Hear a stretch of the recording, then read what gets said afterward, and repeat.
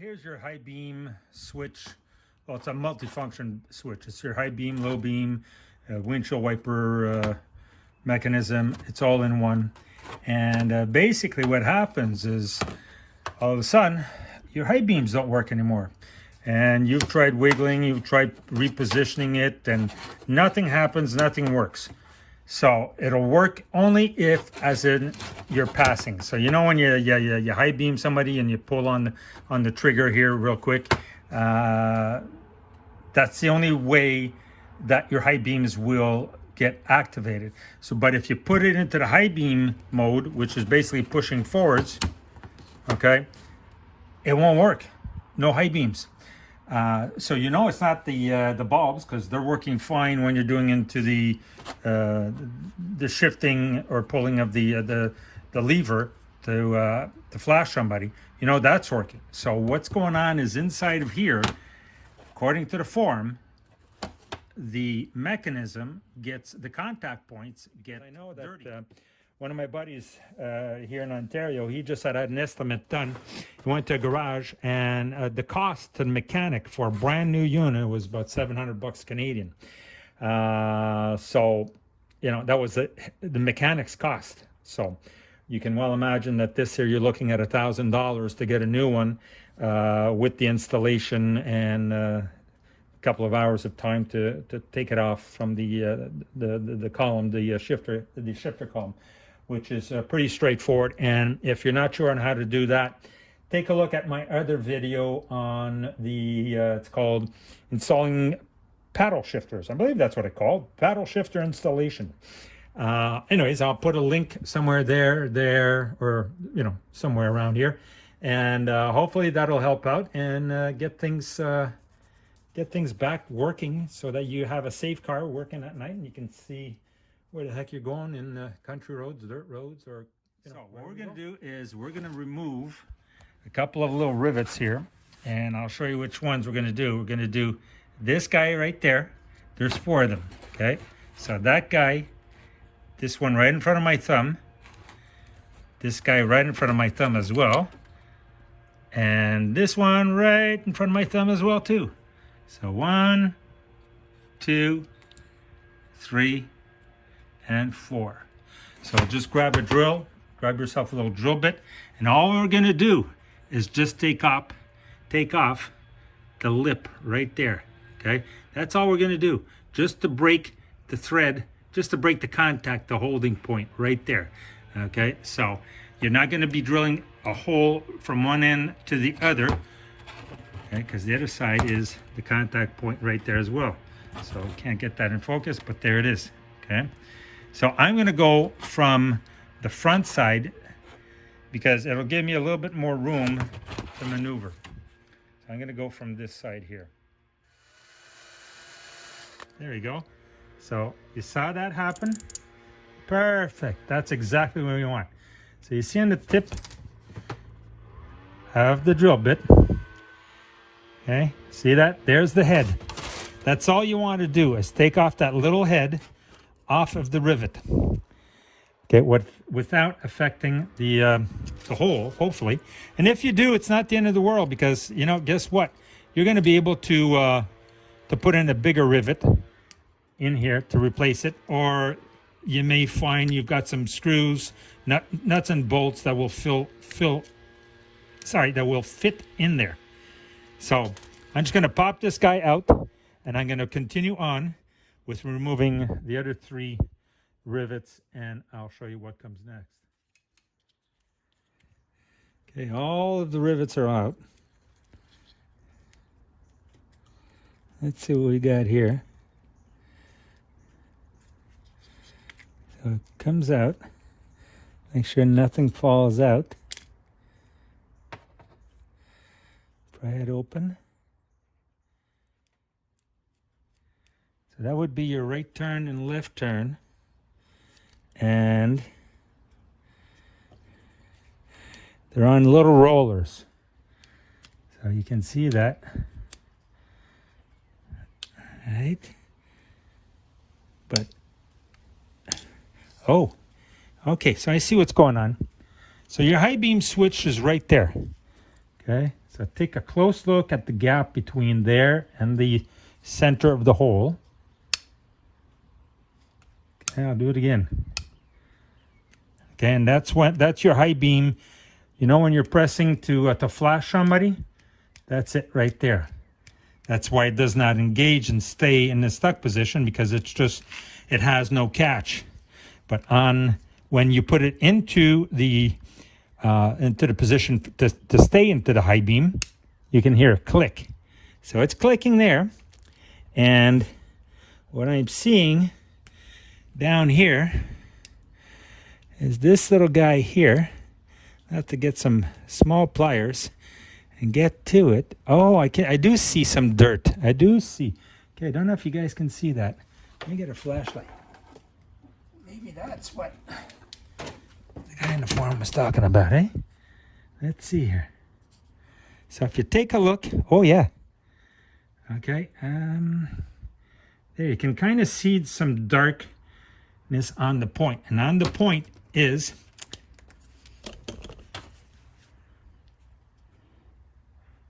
right there. Oh, let's get that out. Okay. I'm also seeing a lot of dirt on the contact points. Sorry, I got the flashlight in my mouth. High tech. Okay, so right there. And another one right there. Okay. Yeah. So if there's dirt between this pin right here, okay, and these two contact points, your high beams won't make a circuit. So let's take a good look at this guy. Sorry, guys. Let's take a good look at this here. See? So you got one side that's clean, but where it makes contact with the pins, when you push it in, it'll contact. Look at that. Look at that. Well, there's a problem. There we go. Let's put a little bit of this stuff on. Jesus, it comes out 100 miles an hour. Okay, so okay, so you can see nice and clean. Okay. Look at that.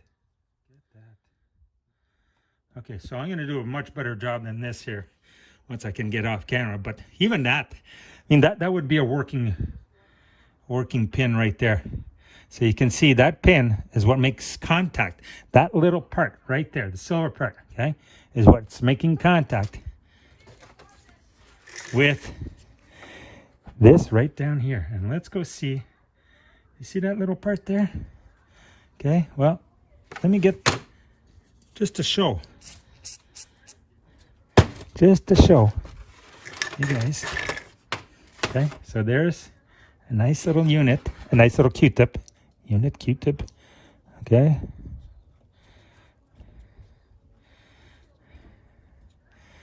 And let's clean the insides of this. Holy cow. Yeah. Well, guys, these things go on eBay from anywhere from $50 right up to $150 used. You know what? It's going to cost you a couple of Q-tips, a bottle of electrical contact cleaner. Don't use anything else. Electrical contact cleaner. Or if you got throttle body cleaner, or not throttle body, but mass cleaner, they're pretty much mass airflow cleaners, and this is pretty much the same thing, or pretty close. I don't know how much of a difference they are, but pretty much the same thing. So just go in there, clean up that, and you can see. Look at the difference. Okay, and the one on the left, and the one on the right. Okay, let's see if we can zoom right in there. Oh yeah, look at that. Okay, so still a little bit more cleaning to do there. And while I'm at it, I'm going to take a look at any other contact points. Those look nice. And do yourself a favor as well, is when you do this, make sure that you check out your other points, your other contact points up here, your turn signals. I don't remember hearing people having an issue with that.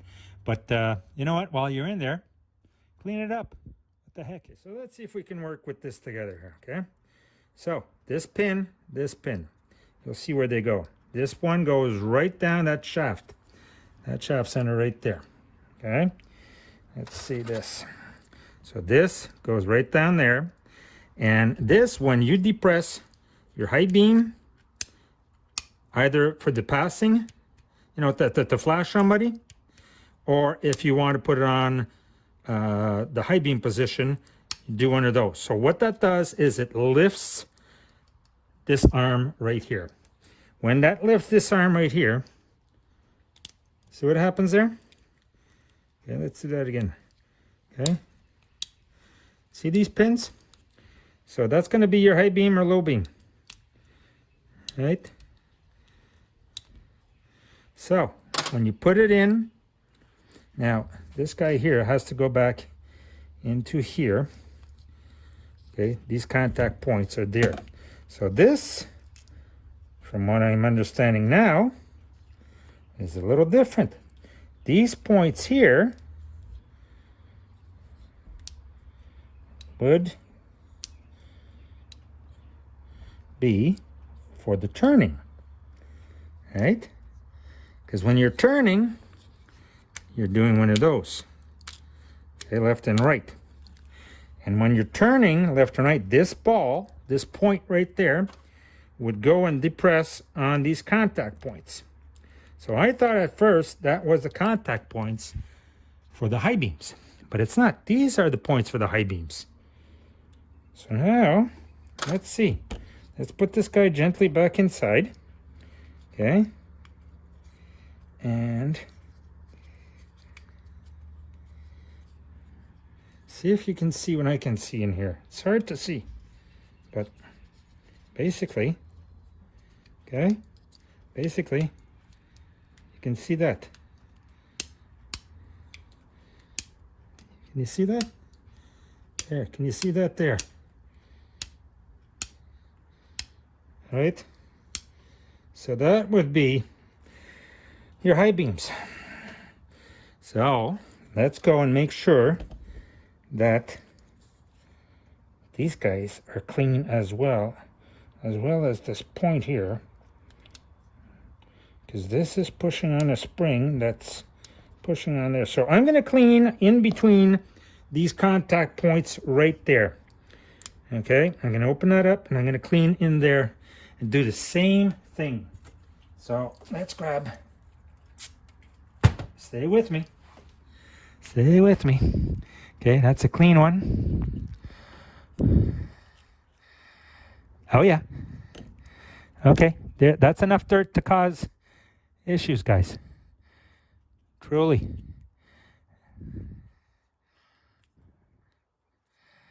Okay, yep. Okay, so I'll clean that up a little bit better with getting the camera out of my vision. So anyways, hope this helps. The only other thing you'll need to do after is just align everything up. Make sure that you put it back into the same position you found it. Get yourself a couple of pop rivets, you know, and remember this thing here goes on the bottom because it's going to have to pivot up and down, right? So put in 4 pop rivets. I guess they'd be 3/32 seconds as well, or maybe 1/16. I'm not sure yet. I'm going to have to take a look in my box and see what size I've got. But that's pretty much how this works. Okay, so we're back in the car, and I've reinstalled the unit, and as you can tell, clicker's turning. You can see there. You can see over there as well. You can hear it there. Now, what happens when we turn on the lights? Well, they're on. If I pull, as in to flash somebody, okay, we can see they're both working. And if I press forward, this is what we had the problem with. You could press it forward, but it would not engage the high beam lights. Now let's see if the high beam lights will now work. Yeah. So once again, pull back, push forward. Okay, you guys can see that over there. Okay, so everything is all back to normal. Probably saved yourself a whole lot of money by a simple DIY. And it's not much to remove the steering wheel. Actually, if you go take a look at one of my other videos, it's about installing these paddle shifters. And it's in there how to remove the steering wheel. Just a couple of bolts, and make sure whenever you're working on any electronic parts, make sure to always disconnect that battery.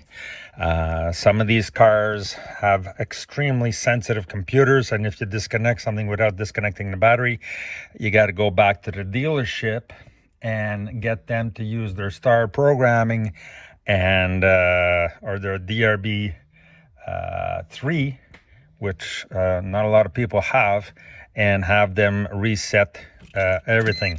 So let me close this off and say thank you so much for watching. I appreciate if you could click on the like and subscribe button. That really helps, and it's very encouraging to see many new subscribers to the page.